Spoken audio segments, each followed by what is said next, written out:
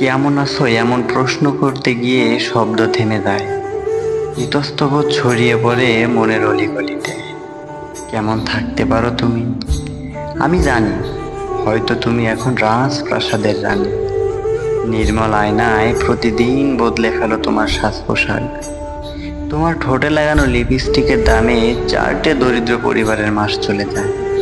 তুমি এখন ডিনারে খাও স্যামন, ক্যাভিয়ার, নরম বালিশে ঘুমাও। ভালোবাসার খোঁজে না, শুধুমাত্র নিখুঁত ভাঁজে সাজানো বিছানায়।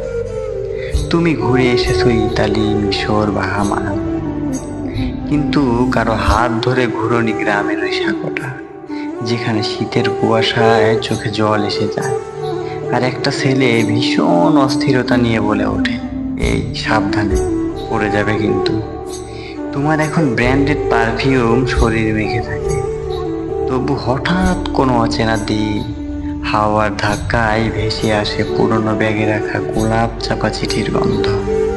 কেমন করে ওঠে মন, তুমি চমকে ওঠো, লুকিয়ে ফেলো সেই মন কেমন।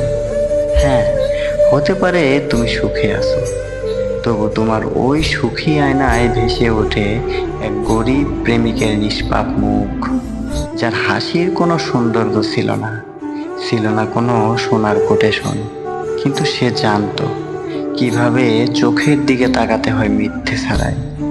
আজ তুমি বড্ড একা, যদিও হাজার মানুষের মাঝে হাঁটো, তবু কেউ তোমার অন্তরের কান্না শুনে না।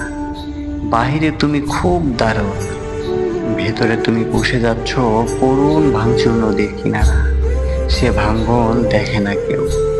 আমার সকল প্রার্থনা জুড়ে তো শুধু তোমার ভালো থাকারই আর্তনাদ থাকে। আজও তার ব্যতিক্রম হবে না। ভালো থেকো বলবো, সত্যিই বলবো, তুমি ভালো থেকো। তবে মনে রেখো, সব আকাশ নীল হয় না, আর সব মেঘেই বৃষ্টি নামে না। কিছু মেঘ শুধু বুকের ভেতর দৌড়তে থাকে অনন্তকাল ধরে। কিছু ঝড় বইতে থাকে মনের বনের উপর দিয়ে জনম ভর। এসব ঝড় শুধু আমার ভাগেই থাক, এসব মেঘে কেবল ভারী হোক আমারই মনের সেই গহীন বন। প্রার্থনা করি তোমার বুকে নেমে আসুক পৃথিবীর সমস্ত সুখ। তোমার যেন না হয় কোনোদিন আমারে ভুলতে না পারার অসুখ।